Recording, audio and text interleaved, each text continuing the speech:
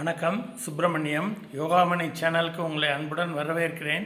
இன்றைக்கி சமையல் குறிப்பில் நம்ம பார்க்க போகிறது ராஜ்மா சப்ஜி எப்படி செய்யலாம்னு பார்க்கலாம் வாங்க. அனைவருக்கும் அன்பு வணக்கம். திருமதி சுப்பிரமணியம். இன்றைக்கி சப்பாத்திக்கு தொட்டுக்கிறதுக்கு ராஜ்மா சப்ஜி பண்ண போகிறோம். அதுக்கு ராஜ்மா ஓவர் நைட் சோக் பண்ணி வச்சு குக்கரில் இப்போது காலையில் ஒரு 7 விசில் வர வச்சு வேக வச்சுருக்குறோம். நல்லா வெந்துருச்சு. இப்போ இதை இறக்கி வச்சுட்டு நம்ம மற்றது தாளிக்க ஆரம்பிச்சிடலாம்.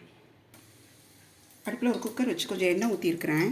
அது தாளிதம் பண்ணுறதுக்கு பிரிஞ்சி இலை, ஏலக்காய், மராத்தி முக்கு, கொஞ்சம் சீரகம், பெருஞ்சீரகம், பட்டை, கிராம்பு, கல்பாசி, கொஞ்சம் அந்த ஜாதி பத்திரி, கொஞ்சம் எல்லாம் கொஞ்சம் கொஞ்சம் தான் வச்சுருக்கிறேன். இப்போ இதில் போட்டுட்டு அதை வெடிக்க விடலாம். இது நல்லா வாசனை வர மாதிரி பொரியட்டும். பொரிஞ்சோடனே வெங்காயத்தை சேர்த்துடலாம். வெங்காயம் ஒரு 3/4 கப்பு பொடியாக நறுக்கி வச்சுருக்கேன். அது போட்டு அது வதங்கட்டும். தக்காளி மிக்சியில் போட்டு அடித்து வச்சுருக்கிறேன். 1/2 கப் அளவுக்கு இருக்குது. அதை இதில் ஊற்றிடலாம். வெங்காயம் வதங்கிடுச்சு. இதை ஊற்றி தேவையான அளவுக்கு தண்ணி அலசி ஊற்றிக்கிற போகிறோம். அதுக்கு முன்னாடி இதுக்கு தேவையான உப்பு உரப்பு போட்டுருவோம். மஞ்சள் தூள் 1/4 டீஸ்பூன், தனி மிளகாத்தூள் 1/2 டீஸ்பூன் போடுறேன். அது காரத்துக்கு அவங்கவுங்க காரத்துக்கு தகுந்த மாதிரி கூட குறைய பார்த்துக்கோங்க. மல்லித்தூள் 1 டீஸ்பூன் போடுறேன். இது இதில் நல்லா மிக்ஸ் ஆகட்டும். உப்பு சேர்த்துடலாம். உப்பும் பார்த்துட்டு நமக்கு டேஸ்ட்டுக்கு தகுந்த மாதிரி வேணும்னா இன்னும் கொஞ்சம் சேர்த்துக்கலாம். அது கொஞ்சம் நல்லா சேர்ந்து ஒரு கொதி வரட்டும். இந்த மசாலா நல்லா சேர்ந்து பிளெண்ட் ஆகி அந்த தக்காளி பியூரி கூட கலர் மாறிடுச்சு. இப்போ இந்த வேக வச்சுருக்கிற இந்த ராஜ்மாவை இதில் சேர்த்துக்கலாம். ரொம்ப ஃபுல்லாக தண்ணி வடிய விடணுங்கிறது இல்லை. வேணும்னா அந்த வேக வச்ச தண்ணியும் இதிலே நம்ம சேர்க்கலாம். சில பேர் அது கொஞ்சம் கேஸ் ட்ரபிள் வந்துட்டு சேர்க்க மாட்டாங்க.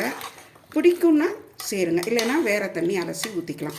இப்போ இது எல்லாத்தையும் நல்லா கிளறி விட்டுட்டு தண்ணி அலசி ஊற்றிக்கலாம். நமக்கு எவ்வளோ வேணுமோ அந்த அளவுக்கு கன்சிஸ்டன்சி பார்த்து சேர்த்துக்கலாம்.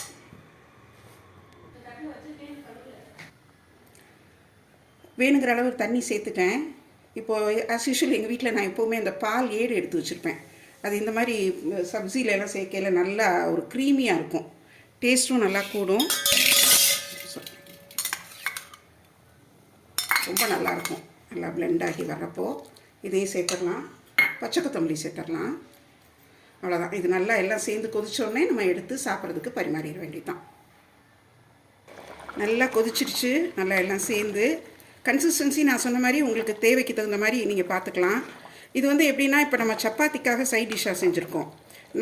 நார்த் இந்தியாவில் இது என்ன பண்ணுவாங்கன்னா, ராஜ்மா சாவல் அப்படின்னு சொல்லிட்டு சாதத்தோடு சேர்த்து இதை நம்ம குழம்பு சேர்த்து சாப்பிட்றோம் இல்லையா, அது மாதிரி இந்த ராஜ்மாவோடு எடுத்து வச்சு அந்த சாதத்தோடு சேர்த்து சாப்பிடுவாங்க. அதுவும் ரொம்ப நல்லாயிருக்கும் ஒயிட் ரைஸோடு சேர்த்து சாப்பிட்றதுக்கு. இது எல்லாமே சப்பாத்தி, பூரி, அப்புறம் இந்த கீ ரைஸ் அதுக்கெல்லாம் கூட நம்ம சைட் டிஷ் வைக்கலாம். இப்போ இதை எடுத்து பரிமாறிடலாம். சுவையான ராஜ்மா சப்ஜி தயாராகிடுச்சு. செய்து பாருங்கள், எப்படி இருந்துச்சுன்னு சொல்லுங்கள். இந்த வீடியோவை லைக் பண்ணுங்கள், ஷேர் பண்ணுங்கள். எங்கள் யோகாமணி சேனலுக்கு சப்ஸ்கிரைப் பண்ணுங்கள். நன்றி, வணக்கம்.